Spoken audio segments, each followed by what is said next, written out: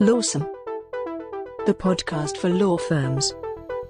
Powered by ConsultWebs. Welcome back to Lawsome, the only podcast for law firms that has band practice in an hour, so we got to keep things moving, okay?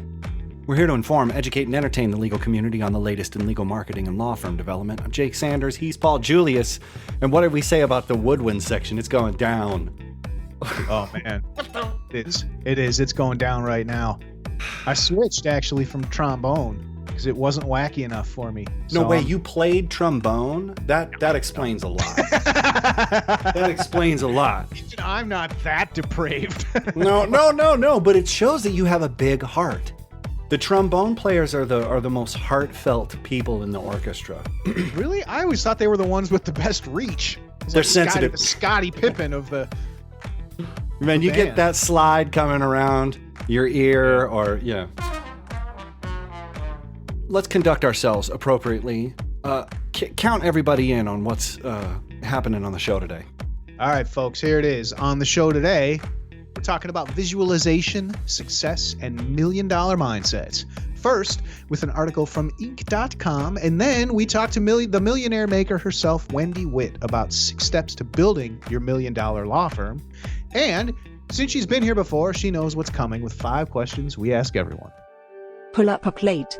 It's the Hot Takes Buffet. The Hot Take Buffet today, steaming away from the good cooking smells at Inc.com. It's written by Brian Scudamore. It's entitled The Visualization Technique That Helped Me Build a $1 million business. $100 million business. $100 million business. He was stuck at $1 million. What a loser. Dude was going places. Yeah, totally. What a loser. Trombone player. Probably a trombone player. Anyway, yeah. Brian. Great article here. Paul, you found it. Do you want to provide your hot take and sort of a rundown of this? What's Brian talking about here? Sure. So I can give a quick summary. This is really worth reading. But this is the guy who built the firm 1-800-GOT-JUNK. Wow. So absolute success story. But he talks about how he was stuck after about 8 years running the business. He was stuck at just $1 million in revenue, and there was really nothing that he could do to get himself out of this, $1 million rut. Right. Which is, I'm sure a lot of people are like, hey, nice problem to have, but right. It's terrifying. It's terrifying for a business owner to think like that's it. I've gone as far as this is going to go. Right. Especially if you can kind of glimpse sort of what's around the corner. And that's really what this is about changing perspective and changing your visualization and understanding of like what's possible. And really opening your mind and breaking through the barriers of that you put up to really get the success you want. So there's he's got a couple steps in there. And I'll just go through them real quick, and then I'll tell you what my hot take is. Yeah. So number 1 is visualize first and then plan. Number 2, having a vision is highly correlated with company growth. Number 3, stories told as visions of the future change the way we think. Number 4, making the future detailed makes it easier for you and others to prioritize it and make sacrifices for it. Number 5, sharing a vision publicly creates internal pressure to make it a reality. Number 6, revisiting it daily makes you like it more.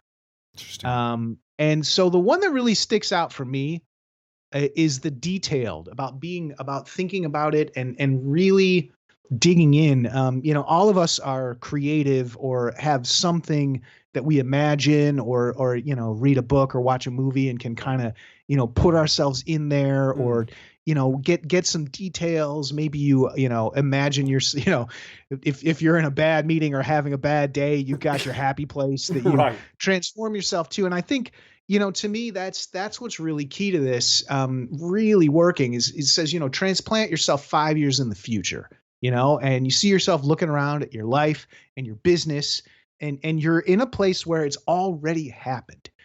So if you have a 5-year-old child, now that child is 10, you have to be super detailed, because what that allows you to do then is give yourself something to lean on now. when you have to make a decision. So you have 5 years from now, and you've, gone through and elaborately imagined out, what do I wear? Where do I live? Where are my kids going to school? All these different things. Where do I eat? And Wendy talks about this later too, about actually kind of manifesting it. But then you have something to do now. So when you're faced with a decision, it's not, what am I going to do? It's, well, what would this future me do? And what happens is eventually, instead of walking behind those shoes, you just step into them, after a while of doing this. So that's my hot take is, if you can be as detailed as possible, don't just dream like, hey man, it'd be really great for me to have my own firm someday. No, man, think about like, what that office is going to smell like, what car you're going to be driving to there on what street. Like, be as detailed as possible, because that's what's going to give that dream a basis in reality. Right. And I think it's also going to alleviate the anxiety of, what am I going to do? You have a vision. And that's my hot take too, man, is Wendy talks about when she's consulting attorneys, she's helped over 8,000 of these attorneys access a better mindset about money and crack into the $1 million practice, mentality. And it's hard work because it requires imagination. And you almost have to think right now like you have already, like it's already changed, just to your point. Right. Like you have to, it's not fake it till you make it. It's fake it and make it. Like at the same time. And I wrote down, you should always rehearse like it's the performance. And in music, I think a lot of people are marking their rehearsals. And then when it comes time to perform, they're like a dog that's out of the gate, completely all wild, riding their energy, when they should have been practicing as if it was a performance to tamp down the thoughts. And that was one of my saxophone teachers. He said, envision all of the people in the audience when you're practicing so you can get nervous and work with the nervousness, because you're not going to get it. It's not going to go away. You're going to have to work with it. And I think Wendy talks about the mindset of entrepreneurs, maybe, or, risk averse folks, not entrepreneurs, looking at something saying, well, when it calms down, I'll jump in. Or when things are right, I'm going to start building. You start now.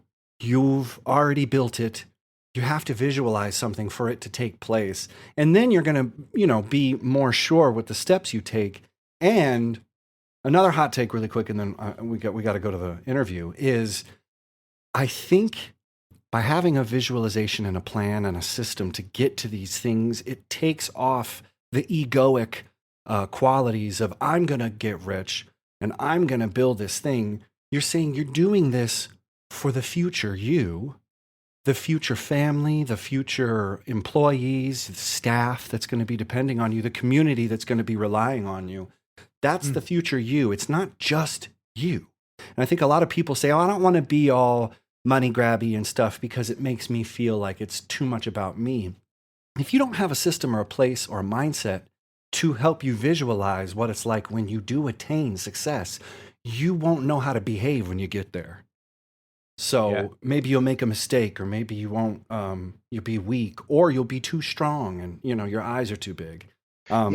And that's a really great point, Jake, that, and what you're talking about too, the system and belief and understanding in this story that community. He's talking about. Right. But it takes, what it does is it takes luck out of it. And I think that's something that Wendy really addresses very eloquently coming up here, that too many people just be like, well, I hope I'm just going to put this out there, and hopefully, let's hope. Yep, just do the good work and then it'll come on back. Hope is not a solid foundation to build a plan on. Okay, it is luck. And that's why this article is great, because it seems woo-woo, but you really have to do the visual work and be as detailed as you possibly can, like you said, Paul, because without that, you won't know if you're winning or losing or making progress or slipping behind. And I mean, $100 million is not woo-woo. That's From 1 to 100 million. That's what I'm saying. Like, I thought the same thing. I was like, oh, visualization, that's really nice. But this guy's like, no, I actually did this, and it actually, 100 times my expectations. So, and that's a piece of the glacier that is this iceberg that's headed towards our ship. And on top of it is Wendy Witt with the giant, brilliant, legal flare gun she's shooting into the sky, saving you and your law firm from possible shipwreck, showing you the way to sail towards the $1 million law firm that you deserve. So we're going to toot the horn, and we're going to do a commercial, and then we're going to come back with Wendy Witt. Let's go. Let's do it. Lawson continues. But first, a word from our sponsor.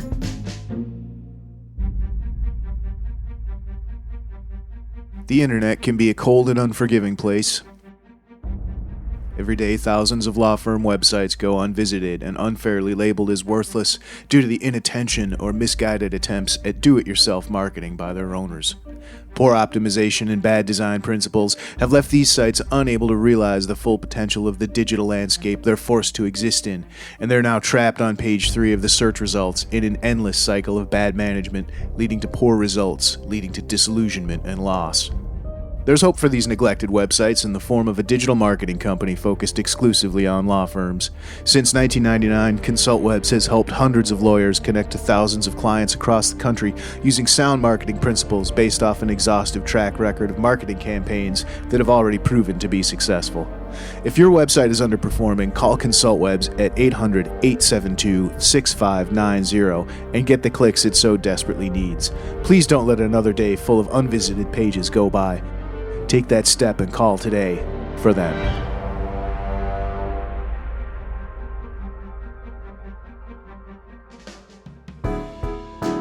And now, a Lawson interview. Wendy Witt spent 15 years as a trust and estate attorney before moving into the business side, becoming a master law firm business strategist and attorney success consultant, and launching $1 Million Attorney, where she's helped over 8,000 lawyers step on the gas, accelerate their firm's financial growth, and achieve the success and freedom they crave. Wendy got her JD from the Dickinson School of Law. She's got a degree in psychology. She's an ABA published author. She's been quoted and noted everywhere. And now, after all that, her career takes a predictable turn with a second appearance on the Lawson podcast. Wendy Witt, welcome aboard. I'm happy to be here. Thank you so much for having me, Jake and Paul. Glad to be here. Well, we're glad you're here too. So you sent us out an email with the idea of unpacking 6 steps to creating $1 million law firm. It's amazing. It's brilliant. And you're telling us that the timing couldn't be, more apt for, unpacking these 6 steps here. Explain a little bit about this and what brought it about. Well, what's happening now is that people really need to take a plot twist and really look at their businesses. And I see a lot of people stepping back and saying, what do I really want? We've paused. So what do I really want? And the opportunity to create the life that they love. And the things that I would love to chat about today that are on in those 6 steps really are things that are often missed. People dive in, they get overwhelmed, they're, too close to it to be able to see the big picture. In addition, I just am in the process of launching a Pennsylvania probate firm. So I am going through this as I take each step. I'm documenting. Wow. So that I can share, okay, I did this, then I did this, then I did this. And it's not some kind of amorphous magic out there that only certain people, only certain law firm owners can achieve. Mm-hmm. This is a checklist. This is what you do, the steps you take to create your own $1 million law firm. Oh my gosh. Okay. So let me we'll bullet point them and then we will unpack them individually. So the first one is monthly metric tracking and analysis. The second step is SKU Analysis, which we're going to get there. It's I think that's an acronym. Number 3, Life Destination Worksheet. Number 4, block scheduling. 5, common mistakes and myths. And then 6, money mindset. So let's start with that first one, monthly metric tracking and analysis. I mean, Paul and I have had many interfaces with many law firms. They all track everything. They have the best return on their investments. And when you get into it and you get behind the, curtain, it turns out that way over more than half of law firm owners are failing, just like regular small business owners everywhere are failing to capture these metrics, tracking, doing analysis. Talk to this first, Wendy. Why is this number 1 on your list? Absolutely. So the idea is that you track key performance indicators, so KPIs. Your listeners might have heard of that term, but not really understand what it is. Mm-hmm. And the key is that you're tracking what you want to improve. So, you guys are the marketing experts, so you're tracking, in marketing, you'd be tracking, well, where are my leads coming from? Where is my best investment? Mm-hmm. All those kind of things. How much am I spending on marketing? What am I getting for it? Correct. That's a key performance indicator. Those need to be known. There's other, let's think through a law firm. You need to know your client satisfaction rating. How well are you doing? Now, this is different. Let me Mm. distinguish, because this is different than collecting a testimonial. This is real feedback. Where are we surpassing and Mm. providing amazing customer service, and where do we need to improve? Mm. So actually asking your clients as part of a survey as you go along the process of representing them, to rate their experiences and give feedback. Mm. Mm. Um, Another thing that, when I talk to lawyers, they seem to forget to tell me is how much debt their firm currently has. Mm. So, like a line of credit, credit cards, loans, how much debt do they have? Because that's going to take a picture in how we structure and grow the firm. Um, of course, they need to know their run rate. You'd be surprised. A lot of people don't know their revenue. Mm. They don't know their revenue until they do their taxes the next year. Mm. So, just to bring this back to a solid foundation Mm. here, as we talk about some of these, is that if you don't know these numbers, you're guessing, you're making decisions by what's on fire or what you're worried about most, right? So you don't Mhm. have facts, you're guessing. Mm. Well, how successful is a business going to be if you just guess? Mm. Mm. If you're looking at your metrics, if you're looking at your return on investment for a certain digital marketing or speaking or um, some kind of, for PI attorneys, billboards or something like that, Mhm. that's a you need to know the channels. You need to know how much you're getting. You need to know if you're getting the right clients through those Mm. channels. Yeah. And So, speak really fastly to the idea of measuring branded kind of campaigns. You're talking about billboards. Rather than having like a vanity number or tracking things down, how do you approach sort of those larger target brand awareness things that sort of compound as they're exposed, in frequency? You'd have to see that billboard 7 times before you saw it right. once. Yeah, exactly. And I Uh, don't usually talk to clients about billboards, but I was just trying to give 3 really diverse examples of different channels. Well, totally. But speak on that branding idea, like when they're saying, because maybe speaking at an event isn't going to get you a direct referral, but it does create some kind of rewards. Do you help your clients create metrics around that, the more amorphous deliverables? How do you do that? Because, like, Well, I would love madam. No, yeah, I mean it's the $1 million question really in marketing Yeah. is to say, like, how do you get market share to tack down? We use SEO, we use search engine Mhm. rankings, for certain as you say, KPIs that are tied to, measurable things. If we can look over the long term and see that we've risen to prominence in certain search engines, that is a measure of market share. But it doesn't Yeah. quite get to the idea of branding. And I mean, Paul, you handle that too. It's like the SEO stuff is sort of the digital analogy. You know what I'm saying? It's the It's a digital little equivalent. easier. Right. Well, because there's I measurements think there. I think when you do some branded stuff like that, what I always point to is go into your search console and look at like branded search terms and see if that's rising. Mm, There's not really a good way though, like for Mhm. billboards or I mean radio, unless you're doing something like you said that you have a custom tracking number. But I mean, right. realistically, how many people are? I mean, unless you're like, you have an accident directly underneath that sign and And look that's up and call it. and you're Um, bringing up such a good point. Like, how does advertising work? At my old law firm, what we did was the intake specialists were the ones who captured the lead source, and Mhm. then we would, if it turned into a consult, we would ask again and cross-reference the 2 points and say, "Oh, I found you online." And then Right, during the right. consult, I love your face on TV, all that stuff. So we can start looking at hybrid channel sources. But to your point, you have to ask and seek out those measurements.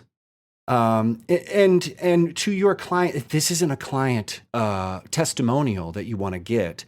You want to get a little bit more information from your clients. Can you talk to what you should be asking your clients rather than, are you satisfied with how great we are? Oh, yeah, Do so you know what I mean? so for that one, Right. that's what there is a big distinguishment between, trying to get somebody to say something great for a testimonial, and I Right. have certain questions that I give people to ask to get those responses. So this is just basically on, say, on intake. Mm, you know you'd focus questions on intake, you'd focus questions on the attorney, on the support staff, and so forth, so that you're getting more specific, and if something comes up, then you'd actually talk to them. right. If you're finding something, typically I would suggest that these are done first with surveys, because you're more likely to get a real response. If you're Mm, face to face with the attorney, you're not likely to get a real response. Does yeah. that make Well, sense? yeah, it's exactly right. Oh, I'm really thankful. And it's a weird power imbalance. There's It is, asymmetry yeah. there where so much and I don't. Yeah, no, Right. it's really amazing. So that's it. Monthly metric. You got to track. You have to analyze. Now, this next analysis is step 2. SKU. Yeah, so SKU. it's SKU. Maybe I didn't do my little like I should have description got of how that it's spelled right. there. Yeah, so SKUs, I'm actually writing an article for a bar association that's due today. So I'm happy to talk Get about to those. it. Right? I know. So the with SKUs, what it is for this article, I'm focusing Mhm. on knowing who to hire when, Mm, because that's really tricky for the firm. But mm, doing your SKUs does a lot of things. It's checking your staff capacity. Is someone have too much on their plate? Are they not pulling their weight? Are they putting down hours they're not really working? What work can be passed down to the lowest paid competent person? If you have mm, attorneys doing paralegal work, or mm, paralegals doing um, like assistant level work, then you need to be able to push that down. mm, You're checking the other benefit is you're checking your price on your services. Are you charging enough when you see how mm, much it really mm, costs you? Or you're checking to see, is your workflow at its most efficient and properly documented? Do you need a bigger office? How much office space should you have? And just double checking appropriate workloads. I mean, when I was a manager, for um, senior executive for a large attorney organization for a few mm, years, and mhm, one of my most challenging things was knowing whether I was putting too much on people, because they wouldn't always mm, tell me. mm, Right, so mm, knowing who has what level work and how long it's taking them. So when you do your SKU, stock keeping unit, you're jotting down the steps. It's a pretty simple thing, although it takes some addressing, but you're jotting down the steps in creating whatever service it is. Mm. So maybe if for an estate plan, you're jotting down, well, who does the intake? How long does it take? How much am I paying that person? So what's my total cost? What's their billable fee?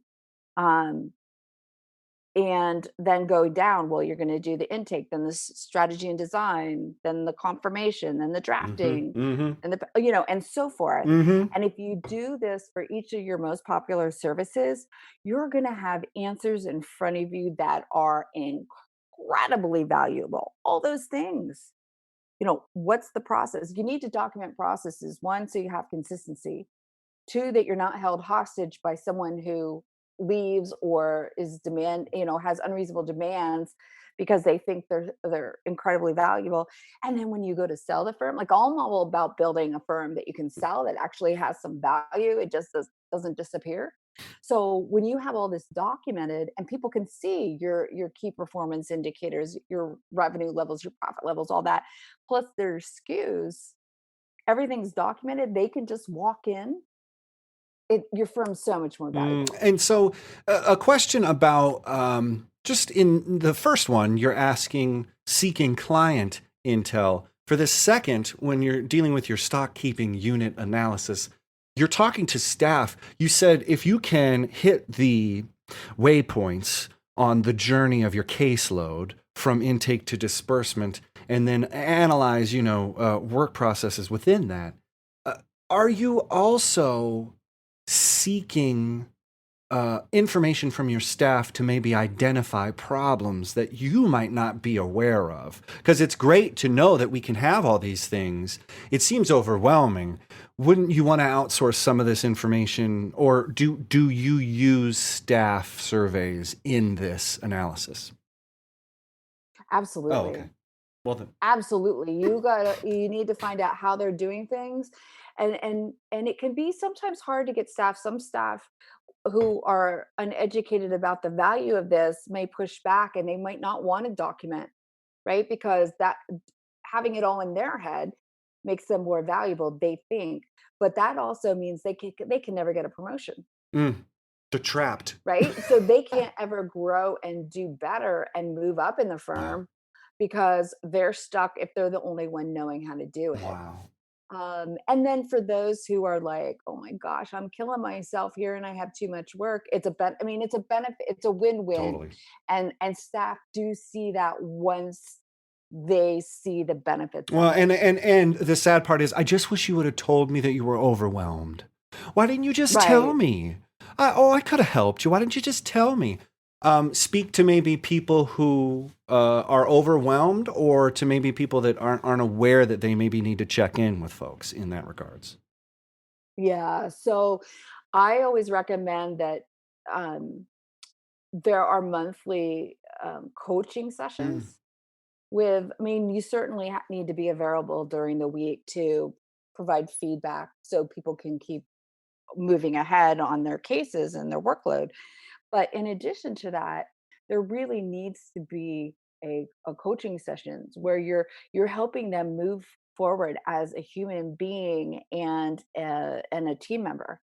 Those have a great, speaking of ROI, great ROI, because then the employee knows that you care about them. You're building that relationship so that they can be authentic with you, because people prosper when they can be authentic and not try to be something that they're not. So speaking of, life as a human being and being better and improving, the next one on here is the life destination worksheet. And I think this is fascinating, um, because it starts at where you want to end up instead of what you ended up with. I really dig that. So, Yeah. you structure the firm to create the profit instead of the attorney taking whatever's left over. Can you tell us? So how do you build something like this? What goes into, creating this kind of worksheet? Yeah, so I actually have a worksheet that I use with clients, and this is one of the so we do two things when we first start working together. Because what happens is they tell me the help they want, and I certainly can give that to them, but then I'm able to spot, because have done this with thousands of firms, I'm able to see what's missing. So we start with life design, and then move backwards almost, or some people might think it's backwards, but we start with the end in mind and then go to, okay, this is how much money I need to make. This is the kind of work I want to be doing. This is who we work with, and this is how I want to be spending my time. And so, if, for instance, the destination worksheet, that is all about, it starts with how much money do you need to live the life you want? And people will tend to answer me, well, I need this to get by. And Mm. that's not what I'm talking about. Mm-hmm. I'm talking about, what do you want? Like, when you picture your ideal life, what does it look like?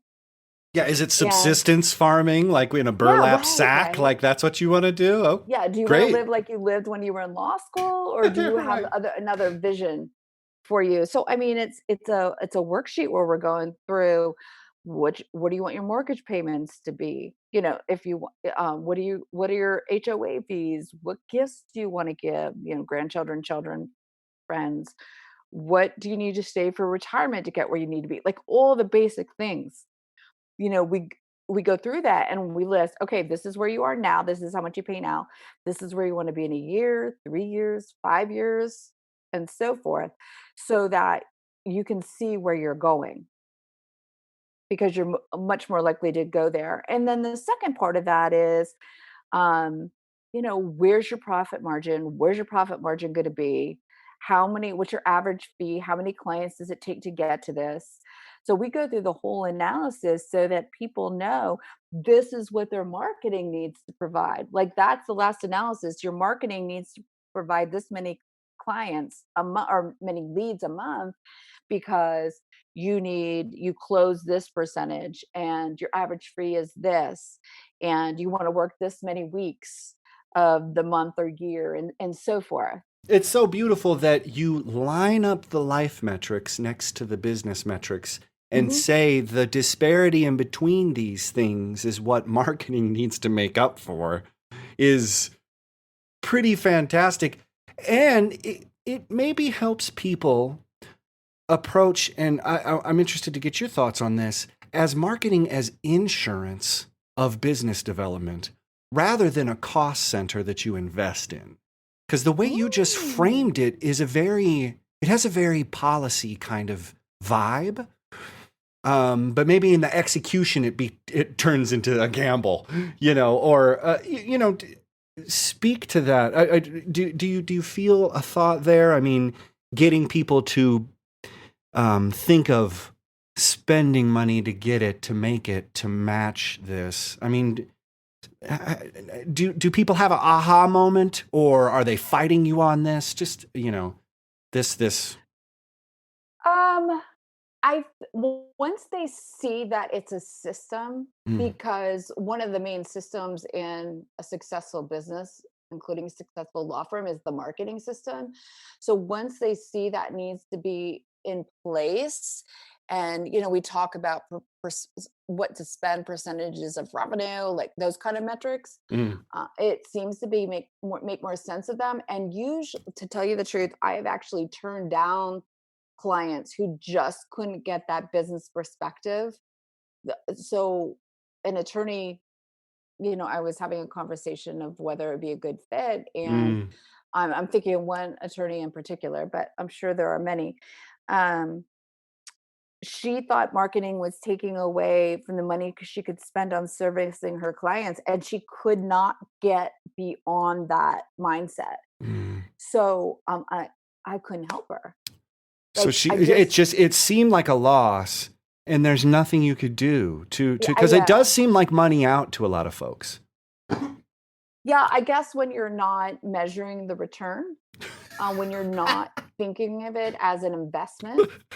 I love what you said, insurance. I haven't used that. Well, it's a business development insurance Yeah, policy, yeah, but I you would like only it. be able to think of it when you compared it to the benchmarks required to hit and the energy demands that you needed to fulfill that. I mean, it's so great that you have all of these things, and it's really centralizing around analysis and control. And the fourth step here, block scheduling, that seems, we hear that a lot. Why is this so powerful? It seems like a very simple thing. Oh yeah, of course I'll block some time. Get out of my way, Wendy. Why is it number 4 here? It's number 4 there because a lot of attorneys they have literally 50 things they need to do that day, Yeah. right? And they don't know what to do when or how much time to spend on things. Or they allow their team or they themselves schedule meetings with clients or Right. referral sources, something like every day throughout the day, and they just never can get anything done. So this is one of the ways, I mean, as I said that, something popped into my mind. I actually worked with an attorney who she literally stayed all evening, like into the night, to actually do her legal work because she was allowing her team to come in all day throughout the day and ask her questions. Open door. It's an open door. Right. Come on in. Yeah, that's open door policy sounds good, but it is just crushing to the soul and to your bottom line. So just having a block time where this is the time you're allowed to ask me questions, right? You can come into my office from 3:30 to 4 days a week or whatever you decide. Like, whatever works for your firm. But what happens when you do that is that for 90% of the questions, they figure it out themselves, right? So if you have this open door, you don't have the block scheduling, then you have clients calling at any time, you have client meetings throughout, you have no workspace. And what happens is team members, instead of thinking for themselves, they just automatically ask you a question. Right. So I actually I've teach worked in a attorneys. kindergarten. I know exactly what you're talking about. It sounds exactly like these kids who Yes. just can't handle it on their own. Oh, well, they just took, I needed the Lego, the battleship. Right. Exactly. So that's exactly what happened. But if you have this block time where you meet with your team, then they solve the problems themselves 90% of the time. And if they do come to you with a question that they should know, then I train attorneys to ask the question back. What do you think you should do? Because if you've trained them, you just can't keep answering the same question. So those are some examples of the benefits of block scheduling. Mistakes and myths. What do you see here? What is it? I mean, do you just have a list that you just hand people and say, "Hey, this is it. Here's what you're screwing up." The earth is Or round. is You this? know what? Well, no. I mean, it seems to me like there's an element of kind of aha, sort of clearing the fog and saying, you know what, it's not just you. Everybody goes through this. You know what I mean? Is there something to that? So, can you tell us a little bit about that? Yeah, so some examples of that, and I should make a master list and just check them off for everybody, but most people, when they first come to me, would have all of them checked off. But some of the ideas are that, well, what we talked about, marketing and not investing in marketing, Mm-hmm. and that other attorneys are very successful in the balance of their life and enjoyment of life and finances, that it's some kind of luck. It's not luck, it's a system. And it's also attorneys tend to be very risk averse and perfectionist and are scared to be authentic. So they will wait until things are perfect to start marketing. So I decided for sure on Sunday, July 5th, that I was going to, okay, I've been thinking about this firm. I'm actually going to do it. I started marketing immediately. Like, I started letting people know. I set up a Facebook for probate attorneys so that we could learn and foster, and then that will feed my consulting firm Mm-hmm. and give me all the connections so I get referrals and know who to refer to. I have a second income stream. Like, I'm doing it before I'm so-called ready, right? Mm-hmm. Um, Really, as they say, building the airplane in the air. So all those things are just, not understanding that a law firm is a business, um, not understanding that billing is billing amounts are basically based on confidence, not, people will say, well, I can't charge that because I'm a new attorney, or I can't charge that because I'm in a rural area. Like, none of that's true. There's other attorneys have proven that that's not true. And that's common enough to warrant being on the 6 steps to creating $1 million law firm. And so 6, we talk about mindset a lot, intentions, all of this sort of woo woo. I like that you're dispelling the myths that it's just luck and that it's systems. Money mindset is a part of your system. Why is it the last step here? Yeah, I think really maybe it should be first, right? It's just it's like throughout, it's just there throughout all these steps, right? So some people are afraid to talk about money, that we tend to inherit our parents' money mindset. I mean, think back about um, what you heard your parents say or how they acted about money. And you find yourself like you don't know what you don't know. There are actual blocks where you just think this story is true. This story you're telling yourself is true. And in this case, about money. And it's not true. Like I remember my dad saying, um, my dad was a college professor. He was not an attorney, but he would like um, say to somebody who, like an attorney who was doing well in town, and he'd say something like, or driving a nice car, well, must be nice. Well, it is nice, but they created it. They didn't come from wealth. They created their own wealth because they reached out there. And my dad didn't have those qualities. I didn't come from an entrepreneurial family. So I had to develop those on my own. But inheriting money, or inheriting money beliefs, um, thinking there are limits on wealth, how much you can have, what kind of life you could have. One of the things that I do that I absolutely love, and this plague has put me a little bit in the back seat with this, but I have attorneys gather at my home here outside of Pittsburgh. And it's a money mindset retreat. So, whatever our topic is, the idea is that they are treated like $1 million attorney. They act like $1 million attorney. They learn to think like $1 million attorney, and so forth. So we have a car service picking them up. We have a catering. We have champagne. We have something that's really cool is a come as you will be party. So at the end of our retreat, we all dressed up as we would want, representing the life we would want to have in 5 years. And um, I love it. people really got into it. And you had to talk and act like you were the person you will be in 5 years from now. Well, and so there's something about authenticity here um, that gets confused with greed or hoarding or some people feel like don't we all feel like we're temporarily embarrassed billionaires and we're just everybody's sort of blocking our ascendancy towards richness. um how do you deal with the ego and make sure that it rises? Because everything you're describing here is creating a strong law firm for everyone that's a part of it.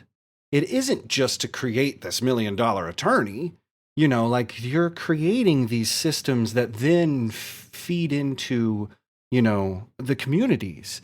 And so how just is money mindset also countered with a little bit of ego and a little bit of, you can't take it with you. How do you sort of curb that appetite as well, and have that be an inspiration as well to continue in the search for $1 million law firms? Yeah, there's so many parts of that. So I love that you talked about it because I even forget that's an issue because I'm so entrenched in this. Oh yeah, of Is course. that okay? So let's look at it. When you make more money, what's the result of that? Who benefits when you make money? And actually, this is Hmm. one of the mindset things that I Mm, have uh, in like the workbooks that I use with clients. So who benefits? You benefit, your family benefits, you're paying for your kids to go to school and sure. live in a safe place and all those things, but you're employing more people. So they benefit individually, their families benefit, the community benefits. You're probably more involved with um, charities and community efforts. Hmm. That tends to be. You're paying more taxes, Hmm. so the community and the entire country, benefit from that. But what about the client? So the more successful you are, right? The more clients you've protected. It's so weird because it just gets a very insular thing. Why, it's a waste of money. I could spend it helping the clients, but you could actually make them feel satisfied that they made the right choice when they see your billboard. I see your name everywhere. I feel secure in the choice that I made.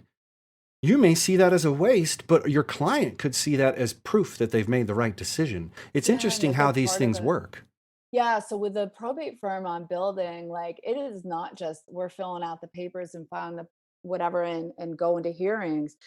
I'm bringing in bereavement experts for a Mm, bereavement group, mhm. counselors. I mean, it's a Yes, real community because I'm all about community. I love it. Um, Everybody wants to feel that they belong. You know, in my own family, we've had family members who have died and know how that Hmm. feels. And oh my gosh, when someone reaches out to help you and takes a burden off your shoulders, It's huge. it's incredible. Mm, I I mean, love that. attorneys are helpers. Like I love attorneys.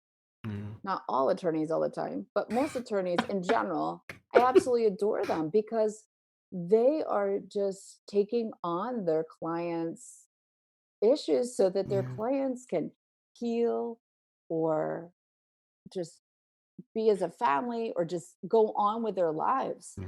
and have someone else, someone else has their back. Another part of this is that I use the $1 million attorney. First of all, it gets attention, so that's cool from a branding perspective. Yeah, love it. But what I see, my ultimate mission is to tilt the legal universe towards wellness.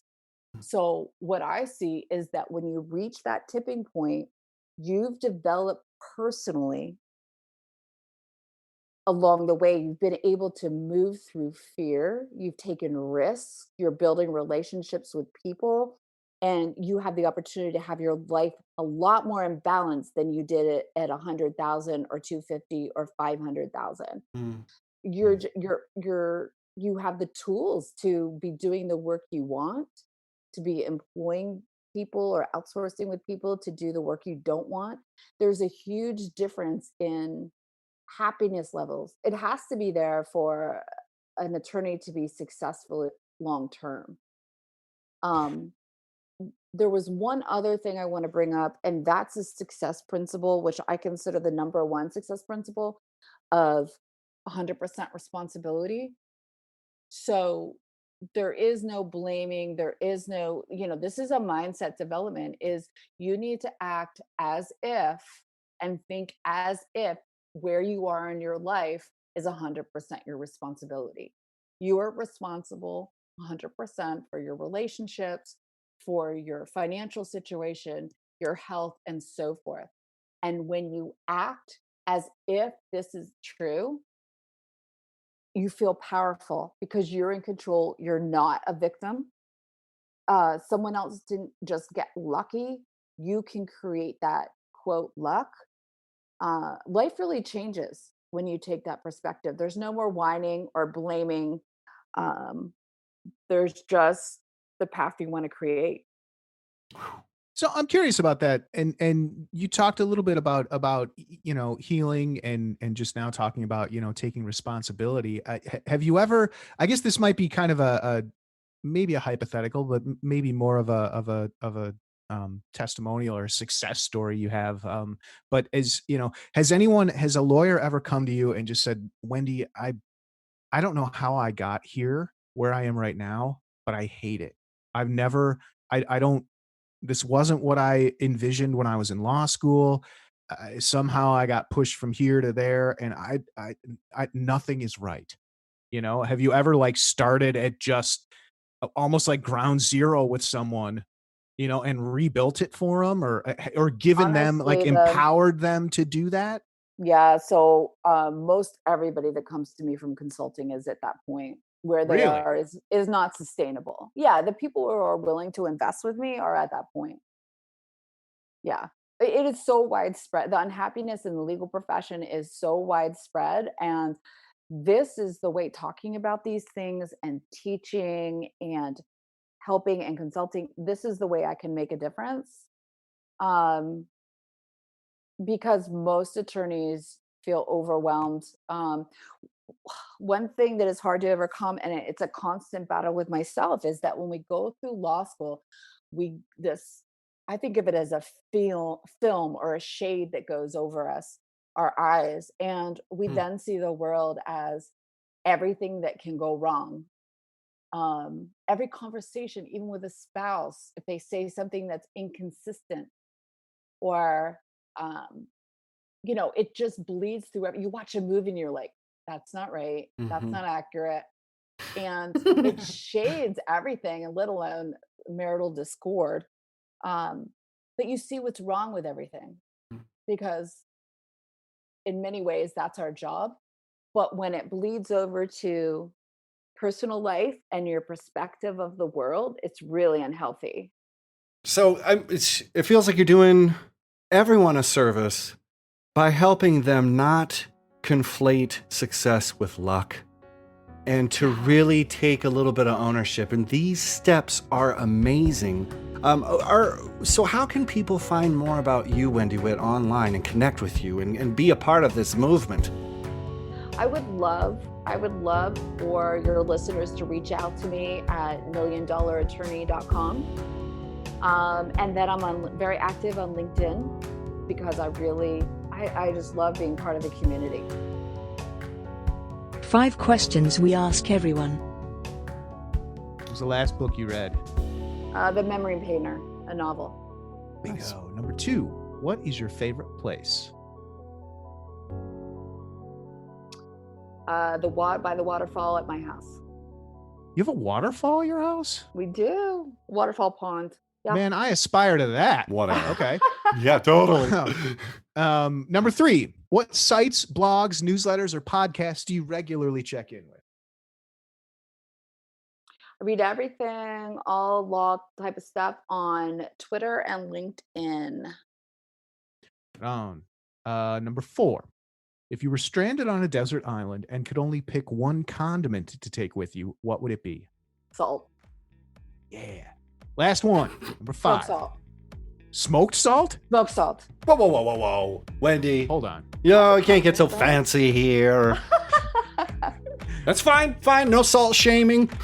No. I appreciate the specificity. Completely. Okay. Last one. After a long day or a long week at work, how do you relax and unwind? HGTV. For show notes, links, and info, go to thelawsonpodcast.com or follow us on Twitter or Facebook. Be sure to leave us a review and rating in iTunes or wherever you find the you listen to. Until next week, stay lawsome.